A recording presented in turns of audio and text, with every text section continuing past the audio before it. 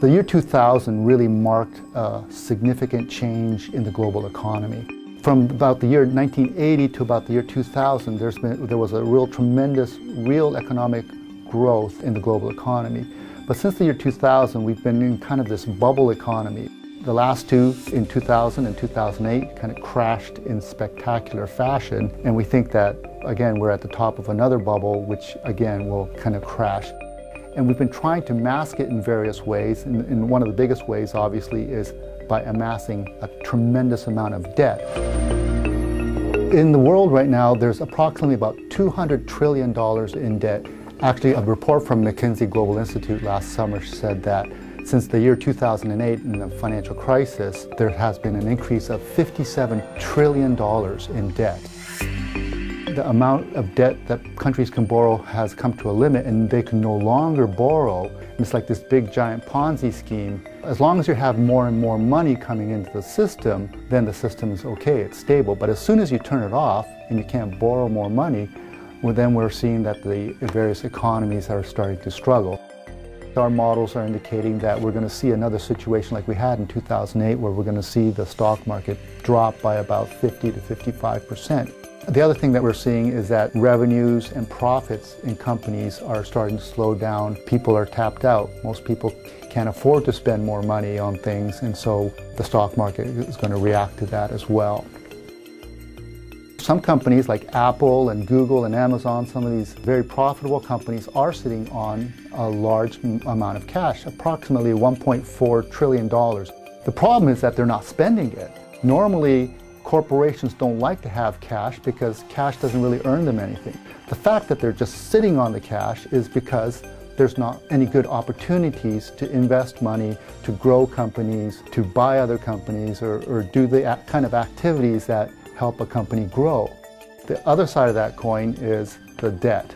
Because there aren't very many good opportunities to invest and grow the business, over the last several years what they've been doing is they've been borrowing money in order to buy back some of their stocks. And when they buy back their stocks from the market, it actually helps boost their stock price up. But again, we're seeing that starting to slow down. We're seeing interest rates starting to rise. And so a lot of companies are no longer able to use that strategy of borrowing money to buy back their stock. Without that kind of a stimulus, $500 billion over the last couple of years, we're seeing a lot of challenges for the stock market to continue on increasing in value.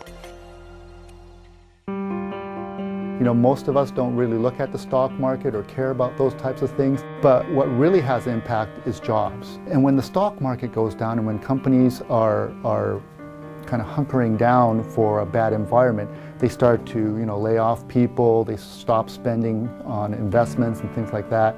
And so that has a real impact on everyday person because there's just fewer jobs available out there.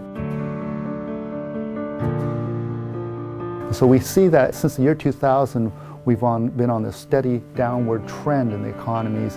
In the global trends, we see a lot more political turmoil, and that has a lot of economic backdrop to that as well. And while governments and central banks have tried to mask the situation, we know that the real economy has been struggling really badly.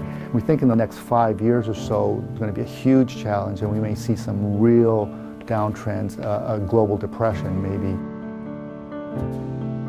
Often in the Bible, God used financial crisis or a famine or some economic situation to really try and wake up His people to remember the purpose for which they were called.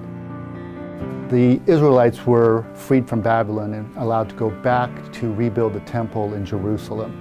And so a number of them went back and started to do the work. But it was very difficult work, and there were Samaritans there who made the work even more difficult. And so they actually stopped. They gave up and they went back to their own farms to rebuild their own lives. But God was really displeased with that. And so what did God do? Well, you can read about it in Haggai. The crops failed, all of the economic progress that they tried to make. The Bible says that when they brought their wealth home, God said, I blew it away. Why? Because of my temple that lies in ruins, and each one of you runs to his own house. I think it's still true today.